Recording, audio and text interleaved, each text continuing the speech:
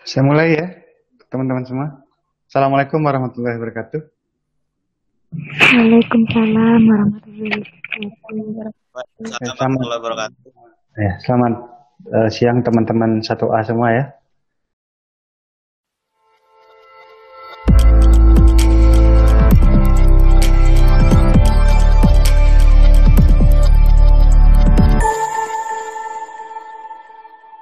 Ya, kita masuk pada pertemuan kedua ya.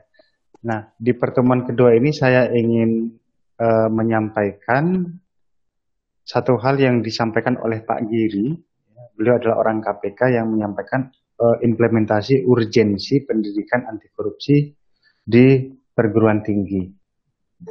Besok saya akan mulai masuk kepada konsep ya, jadi pengertian apa yang dimaksud dengan korupsi, lalu kemudian integritas, gitu ya. Itu pengertian-pengertiannya mulai besok. Hari ini saya akan menyampaikan tentang konsep implementasi urgensi. Urgensi itu hal yang mendesak. Ya.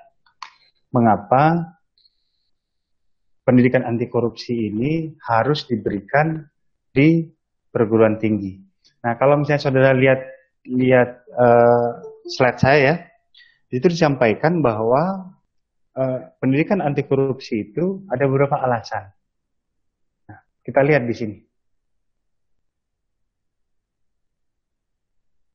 Direktur Jenderal Perhubungan Laut yang bernama Antonius Tony Budiono. Nah, beliau ini mengakui menerima gratifikasi. Gratifikasi itu adalah pemberian atau hadiah. Hadiah itu disebut sebagai terima kasih atas tindakannya mencegah mafia di instansinya. Jadi dia ini orang baik. Ya, ada pemberian, ya, pemberian yang diberikan kemudian beliau menerima, bahkan sampai pada waktu pemeriksaannya beliau itu tidak mengakui bahwa korupsi. Saya nggak korupsi, saya nerima, saya dikasih hadiah. Ya. Nah, konsep inilah, apakah pemberian hadiah ini masuk kategori sebagai korupsi? Ternyata nanti korupsi itu juga, gratifikasi itu juga masuk dalam kategori sebagai salah satu tindakan korupsi. Ya. Ini beliau sebelum menjadi seorang dirjen ya, dirjen perhubungan laut, beliau adalah orang yang terkenal sangat baik sekali.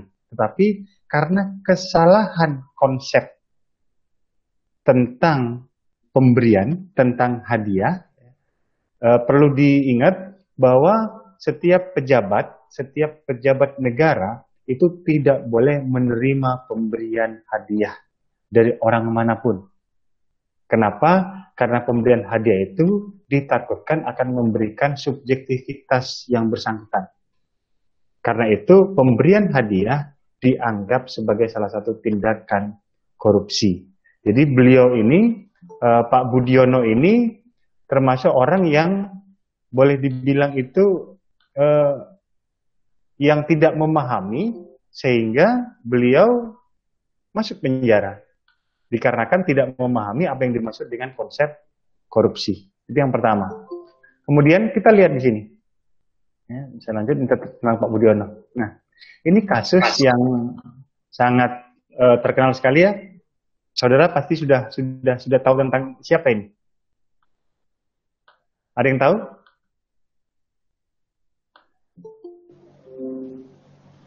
Tadi saya harus nerima teman-teman ini.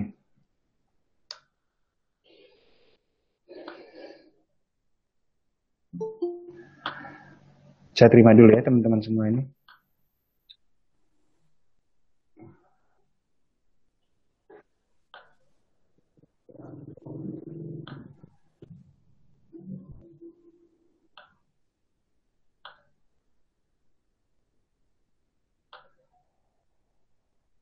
Oke. Nah, kita lihat ini. Dia adalah Gayus Tambunan. Gayus Tambunan. Bayangkan seorang pegawai pajak golongan 3B. Jadi golongan 3B ini golongan pegawai rendah ya. Sebab dia lahir 9 Mei 79. Jadi usianya itu masih sangat muda sekali pada waktu itu. Pendapatannya per bulan kurang lebih 15 juta pegawai pajak ya. Jadi pendapatan per bulannya kurang lebih 15 juta. Sebentar ya, saya terima teman-teman lagi. Tetapi dalam kurun waktu menjadi pegawai pajak, ternyata yang bersangkutan itu berhasil mengumpulkan 74 miliar. Jadi itu harta yang diketahui oleh KPK terhadap yang bersangkutan. Bayangkan, seorang yang punya gaji kurang lebih 15 juta per bulan, dalam waktu beberapa tahun saja, lalu yang bersangkutan itu punya uang atau harta senilai 74 miliar. Nah, kalau 74 miliar ini dikumpulkan, ya 15 juta dikumpulkan tanpa makan, tanpa apa, dikumpulkan saja, maka ini akan membutuhkan waktu 685 tahun. Tetapi hanya dalam waktu beberapa tahun saja, si Gayus Tambunan ini berhasil mengumpulkan 74 miliar. Gayus Tambunan ini salah seorang pegawai pajak yang ternyata pada waktu divonis penjara, makasih Pak Niska. Mbak Niska, ini langsung beri tanda tangan Pak Rektor ya? Hanya minta paraf saya saja kan? Oh iya. Ya deh, saya baca aja. Masih keluar loh? Iya.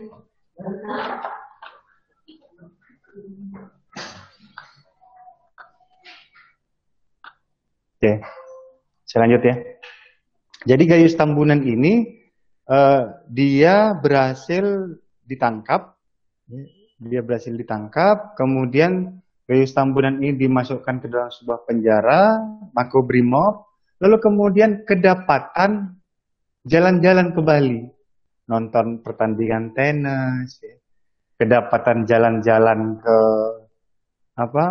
Singapura, ke Australia. Padahal si Gayus Tambunan ini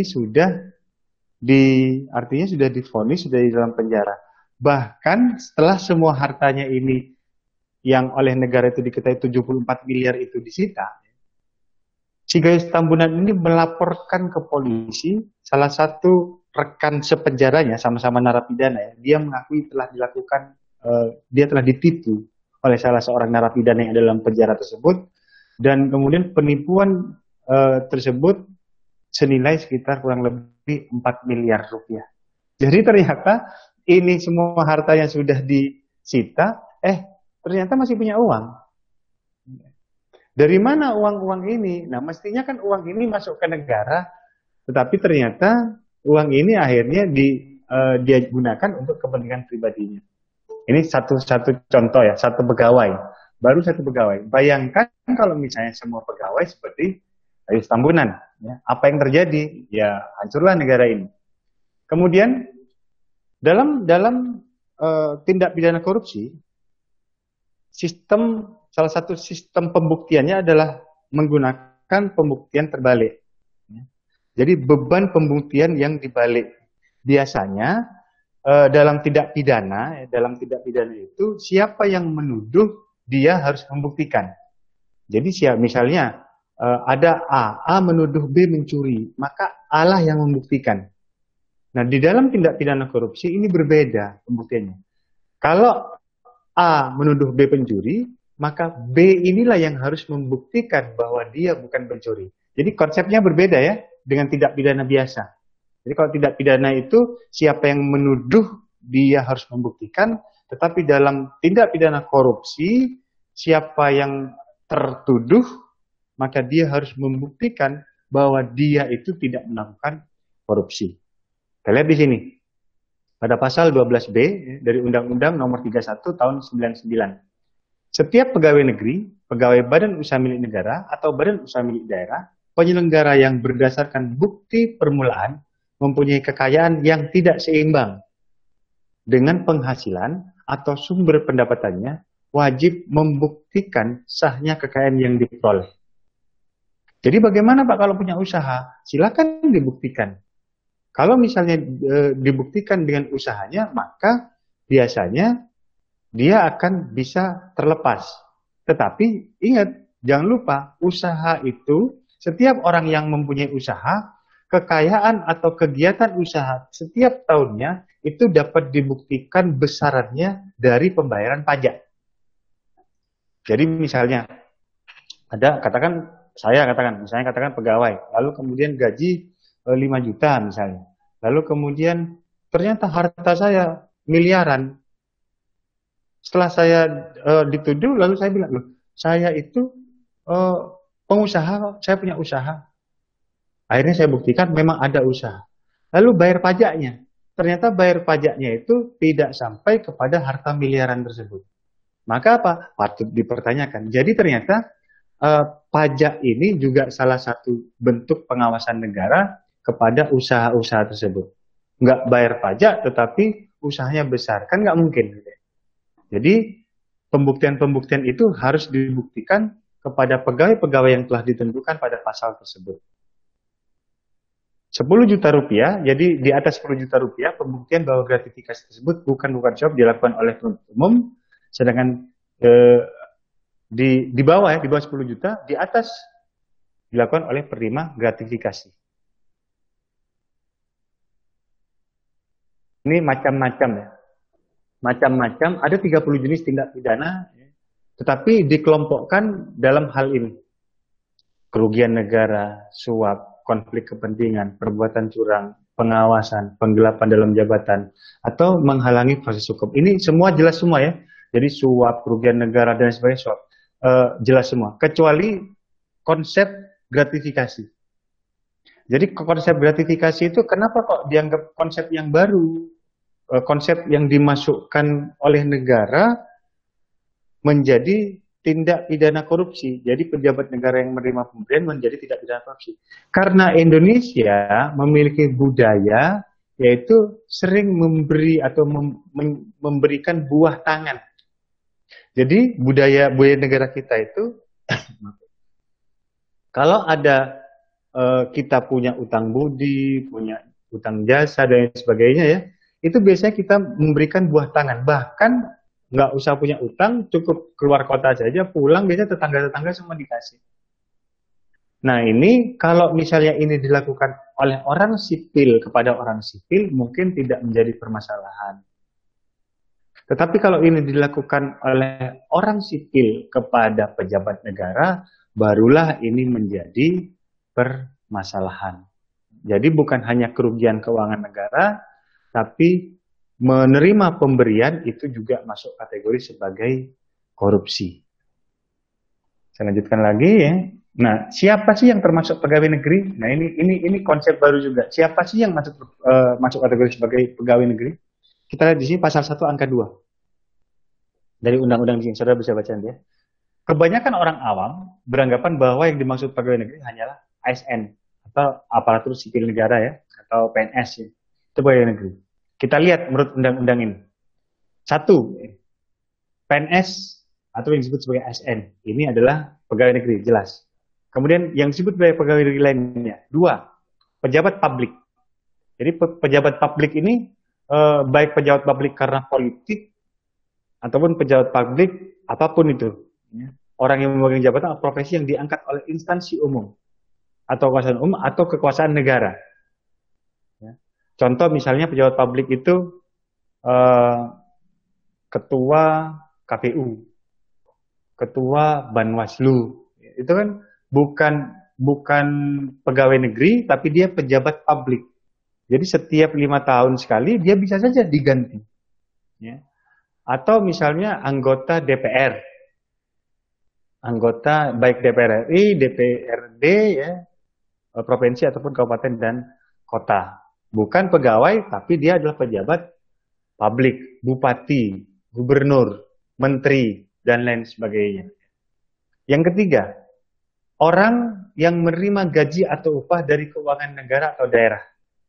Berarti pegawai kontrak, dia kan menerima upah dari keuangan negara dan daerah. Maka pegawai kontrak ini masuk kategori sebagai pegawai atau PNS.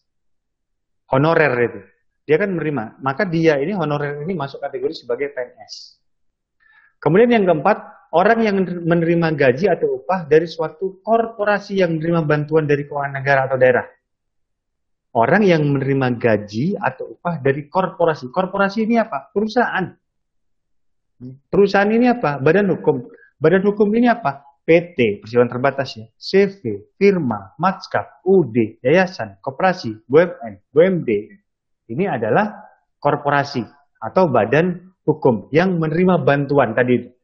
Berarti yayasan yang menerima bantuan dari keuangan atau keuangan negara ataupun daerah, ini juga orang-orang yang digaji ini juga bisa kena. Kemudian yang kelima, orang yang menerima gaji atau upah dari korporasi lain yang menggunakan modal atau fasilitas dari negara atau masyarakat. Orang yang menerima gaji atau upah dari korporasi lain, berarti semua perusahaan ya, yang mempergunakan modal atau fasilitas dari negara atau masyarakat. Jadi semua korporasi ini kan pasti menggunakan jalan raya. Semua korporasi ini kan, jalan raya ini kan dibuat oleh fasilitas negara. Semua korporasi, artinya korporasi itu orang yang ada di dalam korporasi itu kan pasti melewati jalan raya. Nggak mungkin orang yang ada di di korporasi itu nggak lewat jalan raya. Jadi mereka pasti melewati jalan raya. Nah, orang-orangnya yang melewati jalan raya ini kan berarti menggunakan fasilitas negara. Berarti jangan-jangan termasuk kita ini. Saya ini kan bukan PNS, bukan ASN. Tapi saya bekerja di salah satu korporasi lain, yaitu yayasan ya, yang akhirnya saya kalau misalnya menggunakan fasilitas negara, maka saya juga dikategorikan sebagai pegawai negeri sipil. Termasuk saudara-saudara semua di sini. Maka saudara-saudara semua di sini masuk kategori juga sebagai pegawai negeri sipil. Nah, jangan-jangan semua orang Indonesia adalah pegawai negeri sipil kalau kita melihat dari ketentuan undang-undang ini. Gitu ya. Berarti orang yang kerja honorer dan itu masuk kategori sebagai pegawai negeri sipil. Kita lanjut. Kasus korupsi di Indonesia. Ini beberapa kasus korupsi di Indonesia saya lewati ya. Dari 2004 sampai 2018 ya. Nah, rata-rata yang melakukan ya pejabat semua ya. Rata-rata pejabat-pejabat semua. Latar belakang pendidikan yang melakukan korupsi.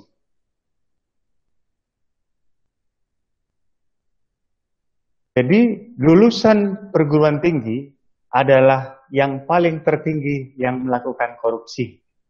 Berarti mengapa pendidikan anti korupsi itu diberikan di perguruan tinggi? Inilah alasannya. Gitu. Jadi yang lulusan SD, SMP, SMA ya, itu sedikit sekali yang melakukan korupsi. Tapi lulusan perguruan tinggi, baik itu S1, S2 dan S3, itu sangat tinggi sekali. Rata-rata hampir 80-90% itu dilakukan oleh lulusan perguruan tinggi.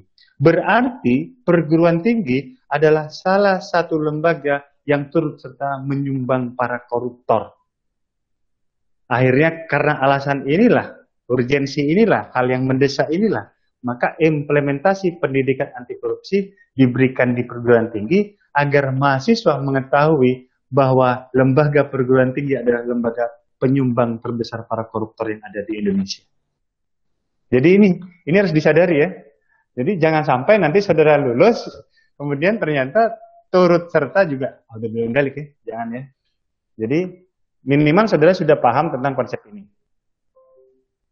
Nah kita lanjut. Ini mereka ya.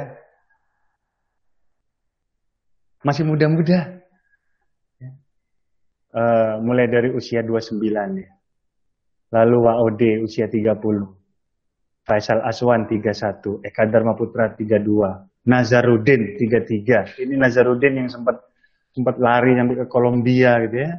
Lalu Agung Purno Sarjono 35. Usianya masih muda-muda.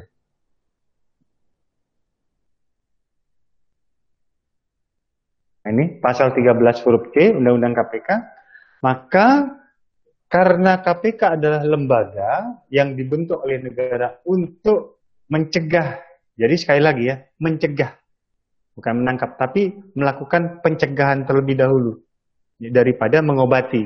Tapi itu mendapat pendidikan terlebih dahulu. Maka KPK berwenang menyelenggarakan pendidikan anti korupsi di setiap jenjang pendidikan. Baik itu di pendidikan anak usia dini, pendidikan dasar, pendidikan menengah, dan pendidikan tinggi, serta masyarakat umum. Untuk saat ini lebih banyak ke dalam masyarakat umum dengan sosialisasinya dan pendidikan tinggi. Kalau pendidikan tinggi sudah menjadi kewajiban, wajib. Untuk pendidikan menengah masih in-sales ya. Biasanya di-in-sales dengan pendidikan kewarganegaraan atau pendidikan Pancasila. Jadi diselipkan mata kuliah pendidikan anti korupsi tersebut ke dalam mata kuliah pendidikan-pendidikan lainnya. Ini teknis ya, saya kira ya.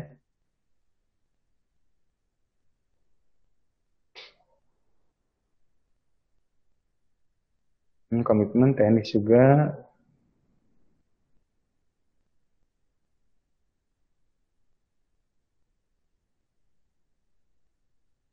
Nah ini TPL ya. Jadi Indonesia skornya 38, ranking ke 89, masuk kategori sebagai negara yang paling korup di dunia. Jadi ini ranking-rankingnya.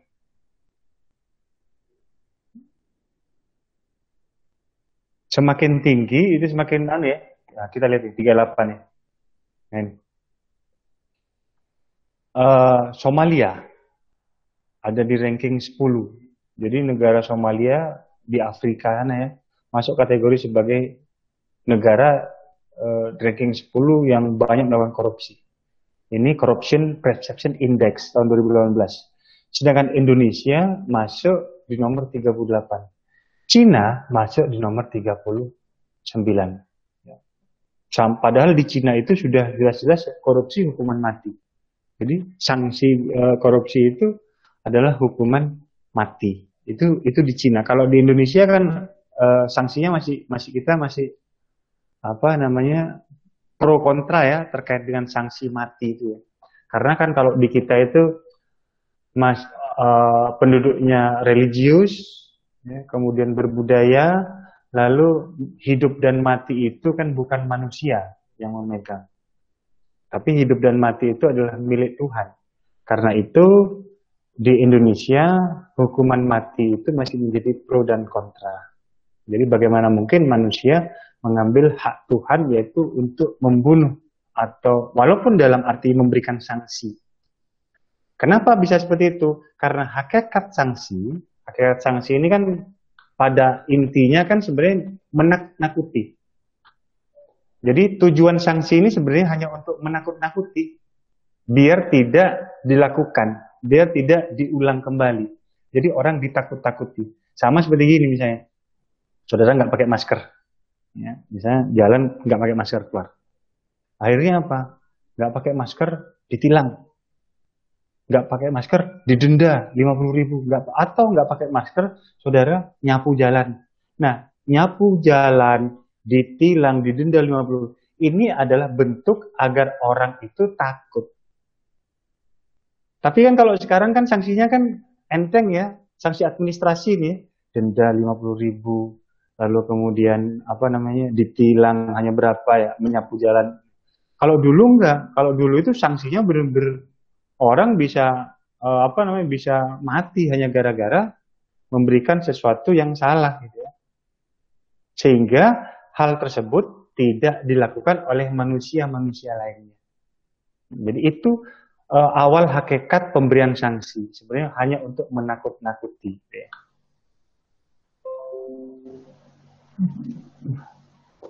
Nah ini,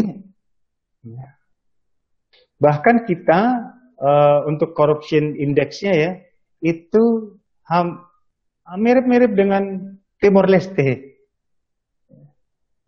Sebuah negara yang baru ya. Kita kalah dengan Kamboja, Myanmar, Laos, Vietnam. Bahkan kita juga ini yang tahun 2018 ya, kita kalah dengan Timor Leste. Indonesia ada di ranking 89.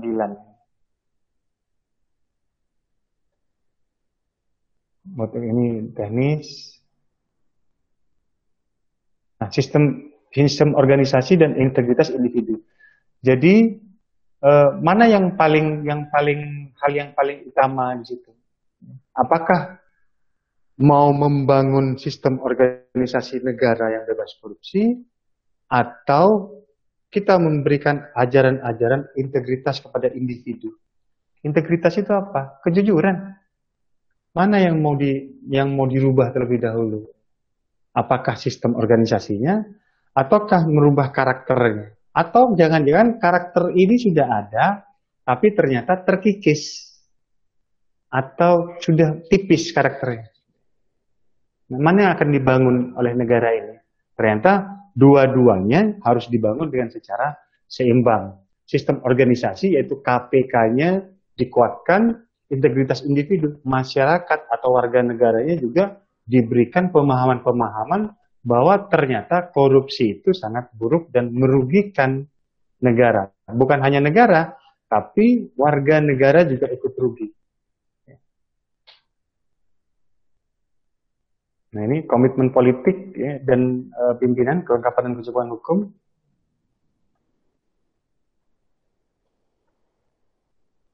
Jadi kalau misalnya seseorang ditindak, maka dia kan takut untuk melakukan korupsi. Kalau dia dicegah, dia tidak bisa korupsi. Tetapi kalau dia diberikan pendidikan dan adanya peran serta dari masyarakat, maka dia tidak ingin korupsi. Jadi begini, kan kalau saudara melihat Bang Napi ya, masih ingat ya, Bang Napi ya, bahwa kejahatan itu bukanlah adanya kehendak dari pelaku, tapi kejahatan itu muncul karena adanya kesempatan. Itu kata Bang Napi. Jadi Bang Napi, ada quote dari Bang Napi bahwa kejahatan itu bukan kehendak dari pelaku, tapi kejahatan itu muncul karena adanya kesempatan dari lingkungan. Nah, kita lihat kalau orang korupsi itu ditindak, misalnya seperti gini, ini ada lampu merah ya, lampu merah. Nah, kalau misalnya saudara malam-malam jam 2 ternyata lampu traffic light masih nyala ya, tidak ada tidak ada orang dan lain sebagainya. Apa yang saudara lakukan? Pasti sebagian besar dari kita akan terus menerobos. Nah, seandainya di sana diberikan polisi, diberikan petugas, maka apa yang terjadi? Semua orang di sana, walaupun tidak ada orang, tidak akan menerobos. Kenapa? Karena takut ditilang. Begitu juga dengan orang-orang yang melakukan korupsi, kalau ditangkap di semua, akhirnya mereka itu tidak melakukan korupsi karena takut korupsi, akibat korupsi akan dipenjara. Jadi itu, yang mereka tahu itu bahwa korupsi ini akan berakibat bahwa dia akan dipenjara, kebebasannya akan berkurang. Itu yang pertama. Kemudian yang kedua, konsep yang kedua, adanya pencegahan. Kalau dicegah, kesempatannya nggak ada, orang tidak bisa korupsi. Tapi jiwa-jiwa hasrat terkait dengan menginginkan sesuatu yang lebih ya, itu tidak hilang. Tetapi karena tidak ada kesempatan, akhirnya dia diam, tidak bisa melakukan korupsi. Tetapi kalau misalnya itu diberikan pendidikan dan peran serta masyarakat, maka jiwa dari masyarakat ini dia tidak ingin korupsi. Kenapa? Karena sudah diberikan konsep yang benar. Wong saya makan satu piring saja sudah kenyang, istri saya makan satu piring saja sudah kenyang, anak saya semua makan satu piring semua sudah kenyang. Ngapain saya korupsi? Wong satu piring saja sudah kenyang. Pakaian ini sudah cukup dan lain sebagainya. Jadi konsep-konsep seperti itulah yang nantinya akan diberikan, diajarkan, ya, agar dipahami. Dan tadi yang disampaikan bahwa perguruan tinggi merupakan salah satu penyumbang koruptor terbesar di Indonesia, itu bisa dihilangkan. Ini buku-buku PAK ya, sebagian sudah saya berikan kepada saudara. Ada beberapa buku yang sedang disusun. Kegiatan implementasi KPK.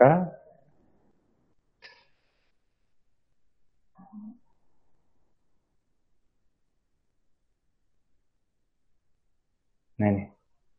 Jadi kalau misalnya saudara melihat yang di samping ya, bahwa pimpinan perguruan tinggi bertanggung jawab terhadap penyelenggaraan pendidikan anti korupsi. Kalau ada satu kampus yang tidak memberikan materi ini atau mata kuliah ini, maka dia akan dijatuhkan sanksi administrasi. Jadi betapa wajibnya mata kuliah ini sehingga harus menakut-nakuti perguruan tinggi kalau tidak dijalankan akan diberikan sanksi administrasi. Apa sanksi administrasinya? Entah. Bisa saja mungkin bantuan-bantuan, ya, konsep dan lain sebagainya mungkin akan hilang. Seperti misalnya saat ini ya, saudara saat ini kan banyak yang KIP ya. Ada mahasiswa yang dapat KIP nggak di sini? Ada. Ada berapa? Berapa orang? Ada. Ada berapa? Banyak. Nggak tahu berapa. Banyak ya. Nah, ini kan salah satu dari bayangkan itu 74 miliar itu ya tadi ya yang dikorupsi oleh si siapa? Gayus Tambunan itu ya. Kuliah itu sampai selesai ya. Bayang kuliah itu sampai selesai ya. Kalau anggap secara umum ya, gambaran secara umum di kampus-kampus lainnya juga ya. S1 itu 30 juta sampai selesai. S1 30 juta sampai selesai. Ya. Anggap dengan biaya-biaya hidupnya sudah. Berarti 50 juta. Selama 4 tahun ya. 50 juta selesai. Selama 4 tahun. Nah, 74 miliar dibagi 50 juta. Ada berapa masyarakat Indonesia, ada berapa warga negara Indonesia yang bisa bersekolah? Gitu. Konsepnya seperti itu. Itu baru Gayus Tambunan ya, yang ketahuan ya. Belum lagi kemarin terkait dengan saya lupa kasusnya. Aduh. Kita sempat kalah, KPK sempat kalah. Kasusnya adalah ini kekalahan terbesar KPK sepanjang sejarah KPK dibuat. Kerugian negara gara-gara kasus tersebut adalah 6.000 triliun. Tidak usah dipikir sudah. Tak napak. Mau mikir 6.000 triliun itu kalian tak napak sudah. Saya sudah nggak nyampe sudah. 6.000 triliun itu mungkin sudah deh, tidak usah dibayangin sudah ya. Oh kok banyak gitu ya. Berapa 6.000 triliun? Ya banyak gitu ya. Jadi kemarin kita KPK itu ya, sempat kalah di pengadilan ya. Kasusnya negara dirugikan sampai dengan 6.000 triliun. Bayangkan itu. Jadi ternyata Indonesia ini kalau misalnya nggak ada tidak digerogoti oleh para koruptor ya, boleh dibilang negara kita ini adalah negara maju. Tetapi apa yang terjadi saat ini? Saat ini kita dibalik dengan Malaysia. Malaysia itu merdeka tahun 63. Ya. Kita merdeka tahun 45, mereka merdeka tahun 63. Nah, pada waktu mereka tahun 60-an lah ya gitu ya. Pada waktu mereka merdeka, mereka itu mendatangkan guru-guru, dosen-dosen dari Indonesia untuk mengajar di Malaysia. Jadi mereka mendatangkan para tenaga-tenaga TKI, tenaga kerja intelektual. Itu dulu. Malaysia meminta Indonesia untuk mengirim TKI, tenaga kerja intelektual. Nah sekarang dibalik. Apa? Mereka bukan lagi tenaga kerja intelektual, tapi tenaga kerja Indonesia. Dan rata-rata kita yang meminta Malaysia untuk datang ke Indonesia untuk memberikan pengetahuan-pengetahuan. Karena mereka kan negara Commonwealth, negara yang masih ada di bawah Inggris, persemakmuran dengan Inggris. Jadi sedikit banyak juga ada campur tangan Inggris di sana. Ya. Pendidikannya juga bagus di sana ya, tapi kalau masalah pendidikan itu bukan negara ya, tapi lebih kepada individu. Ya. Bukan negara. Oke, kita lanjut di sini. Oke, saya kira ini selesai ya. Sampai di sini ada yang tanyakan? Saya Bapak izin bertanya. Ya.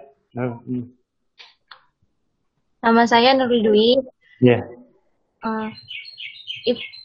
Sebenarnya sanksi yang pas tentang hukuman untuk korupsi itu apa, Bapak? Apa diukur dari banyaknya kerugian uang yang negara gitu, Pak? Sanksi. Kalau bicara sanksi itu tergantung hati nurani hakim.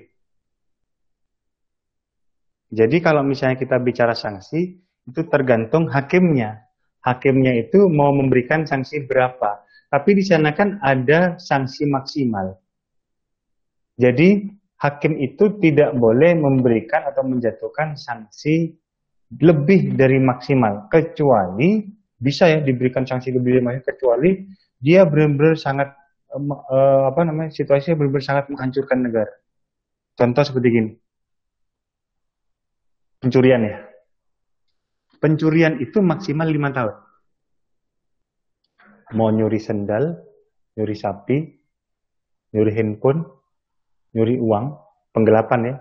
Nyuri uang 10 juta, nyuri uang 50 juta, nyuri uang 100 juta, nyuri uang 1 M. Ini hukumannya sama. Yaitu maksimal 5 tahun penjara. Ya. Ketentuan pasal, kalau nggak salah 362 ya. Barang siapa mengambil barang milik orang lain, baik sebagian ataupun seluruhnya, maka akan diancam pidana dengan maksimal penjara 5 tahun pidana. Jadi tergantung dari hakim dan tergantung dari perundang-undangannya juga. Berapa maksimal yang ada di sana. Gitu ya Mbak Nurul? Lainnya mungkin ada yang bertanya? Saya Pak. Ya Mbak Nurul. Saya ingin bertanya bagaimana negeri yang menerapkan syariat Islam menghukum seorang koruptor? Itu karena kita nggak pakai syariat Islam ya. Jadi kita mau tidak mau ya harus berdasarkan perundang-undangan. Saya nggak tahu kalau misalnya, karena yang saya pelajari kita kan pakai undang-undang. Jadi undang-undang sudah ketentuannya ada. Kalau misalnya mau pakai syariat Islam, ya mungkin bisa saja dipancung ya. Dihukum mati gitu Mbak. Ya. Contoh misalnya seperti ini. Ini bukan korupsi sih. Lebih kepada sanksi otonomi daerah. Otonomi daerah khusus yang dimiliki oleh Aceh. Ya.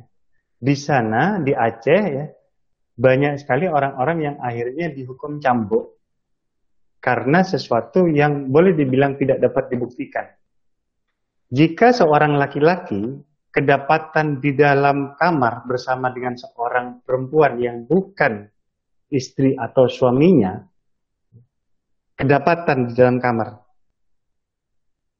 lalu mereka berdua akan dicambuk hukumannya.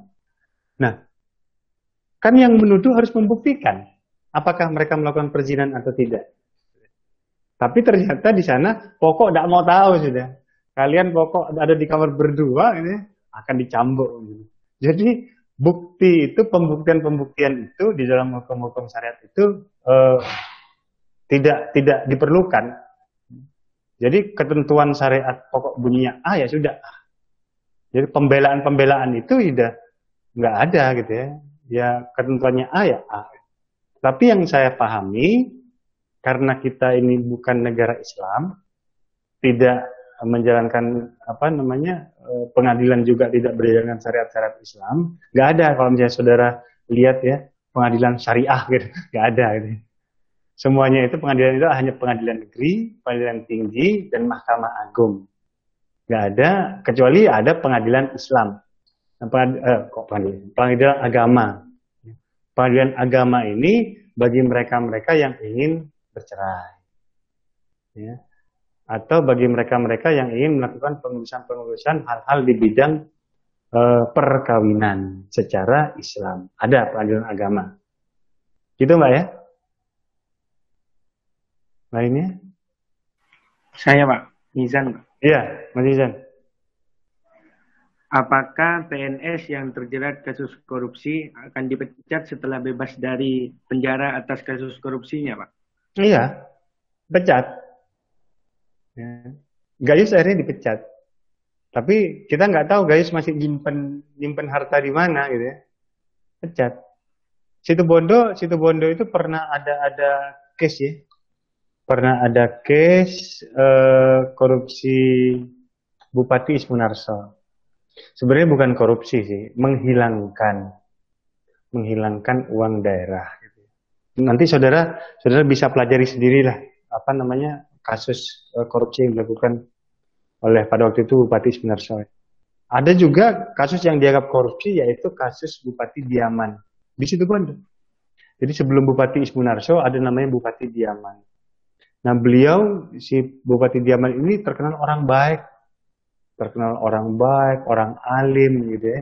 Tapi oleh negara dianggap melakukan korupsi. Kenapa? Karena kesalahan kebijakan.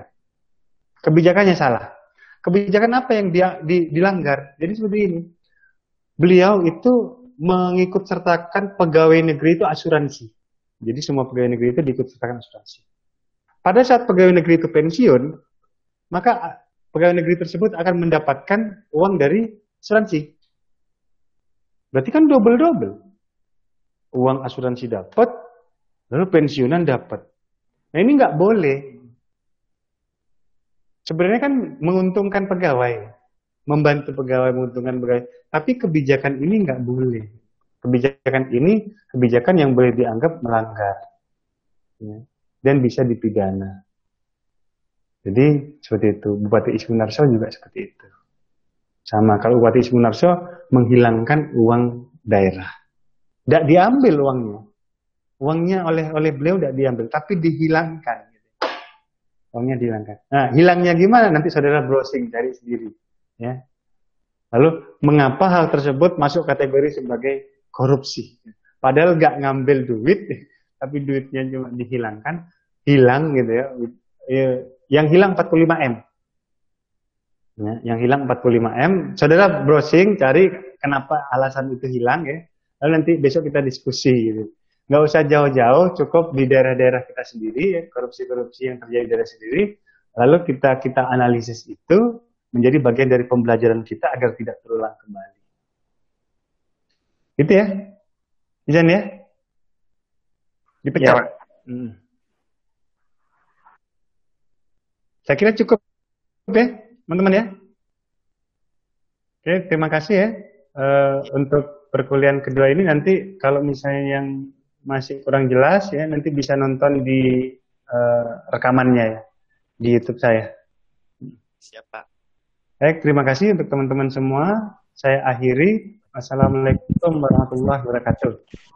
Waalaikumsalam warahmatullahi wabarakatuh.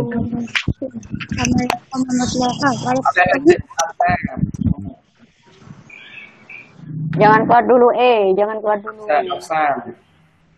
Jangan keluar dulu. Halo, saya lupa. Gini. Halo. Ya, Pak. Nggak dengar suara saya ya? Cara mengabsen gampang. Saudara tinggal chat saja. Kan ada chat di sini ya? Ya. Nah, chat NPM, nama kalian. Sudah, nanti nama kalian akan masuk ke saya itu. Oh iya.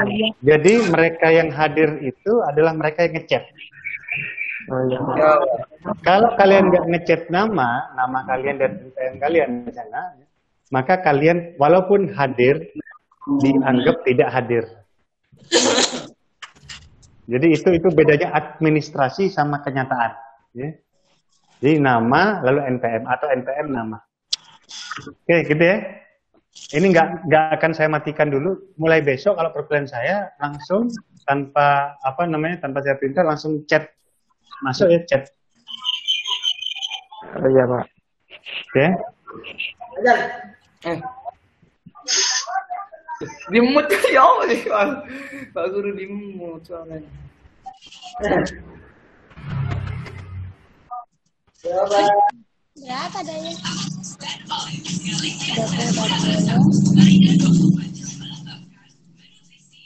Kalau sudah keluar gak apa-apa. Ini soal aja. Sampai lurus ya. Kali kebangan ini bisa lurus. Loh, aku kurang ganti apa nih? Ini Kabar guys? Ya itu mania.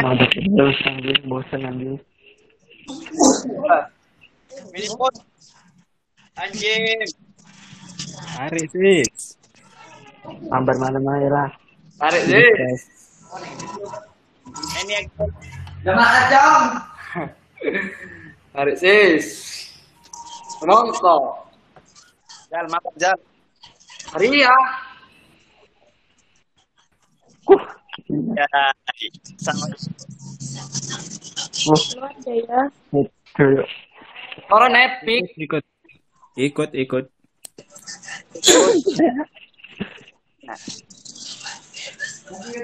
Absennya di mana, Bo, di chat kok. Di komen. Engkau barusan keluar. Di chat. Ya di chat. Chat ini. Ya. Jadi berhenti. NPM aja. Apa aja barusan katanya, Nama MPF. Sama NPM. Mas itu siapa Mas? Belakangnya sampean. Itu siapa? Baju biru.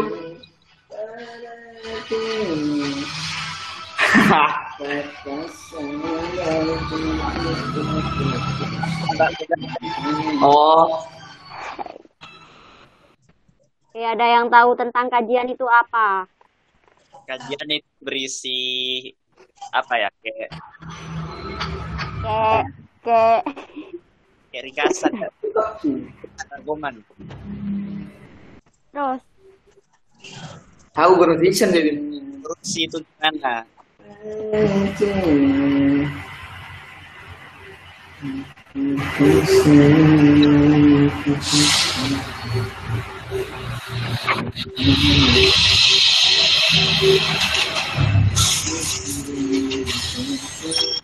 Teknologi. Bilang kecil.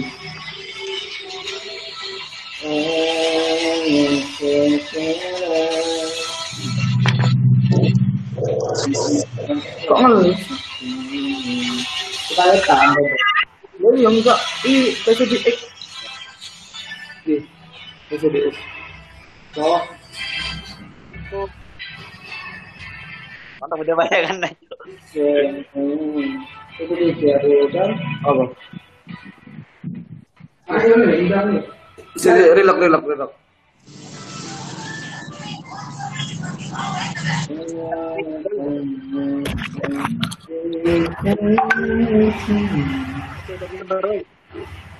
Hai mabar. Bentar nih. Jadi Pak direkam Ji. Keluar dah.